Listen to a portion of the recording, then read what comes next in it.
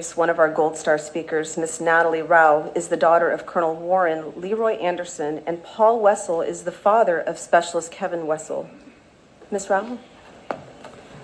Thank you. I wanted to think about what the definition of address is. And an address is a location where you should be able to find somebody. My dad has 3 addresses, at least that I know about. One is Memorial Section H at Arlington Cemetery, Site 271, way up on a hill. There's a memorial stone for him. He's also on the Vietnam Wall in Washington, D.C. That's panel 6E, line 135. And then the third address is right here at Punchbowl, Court A at the Court of the Missing, where they list the missing in action from Vietnam. The only thing about all of those addresses is you can't send a letter there, you can't meet up for Sunday dinner, and you can't get together and expect to see family. They're all reminders, all those addresses are reminders of what we've lost. My father is Colonel Warren Leroy Anderson, who was a F-4 pilot in Vietnam, and his aircraft was lost on 26 April 1966. It's, for those of you who know F-4s, you know it's a 2-seater, and his co-pilot was also lost that day, James Tucker. And if you hear, their aircraft was never recovered. If you hear that there are 1,582 still unaccounted for in Vietnam, that includes my father and James Tucker. So I was one of those kids. My mom raised 4 kids on her own. We were 8, 6, 5, and 2 at the time. And yes, I'm the oldest of the 4, which means I'm a little bossy. And now out of those, the legacy of my parents is 9 grandchildren and almost 6 great-grandchildren. There's one that'll be born in December. So my husband, here's how I ended up in Hawaii. My husband was an Army chaplain. He had orders for Fort Shafter for us to arrive August of 2014. Well, I knew that my dad's co-pilot's wife lived here in Honolulu. So the first time we met up is September of 2014, right here at Punchbowl for the POW MIA Recognition Day. And to know that she was here, she remembers me as a little kid. I didn't remember her from Shaw Air Force Base, but she remembered me. And so now we've become friends. I've known her now for 8 years, and she's included me in her family and introduced me to all of her friends. And so now she's my Ohana. And so it's one example of beauty out of ashes.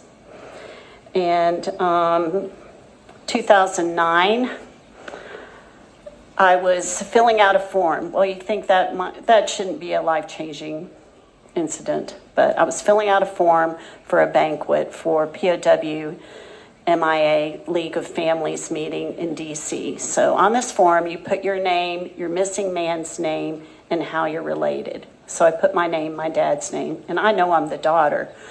But then I put my husband's name down, and then I wrote my dad's name, and guess what? I wrote down son-in-law.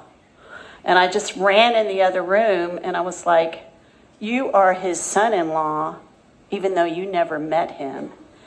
And that's the legacy that's passed down one generation to the next for the people that are the family members that are left behind. And that was quite a moment for me. And for me, that was another beauty out of ashes. So then another hard part, my husband served as Army chaplain for 29 years.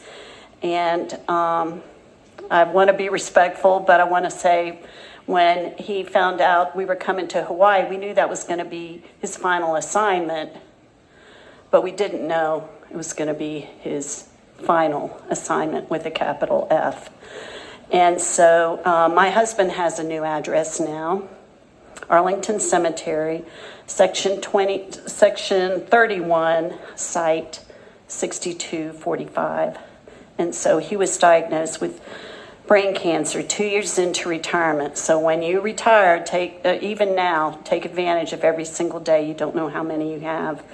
And so by December of 2020, we knew that we were very short on time.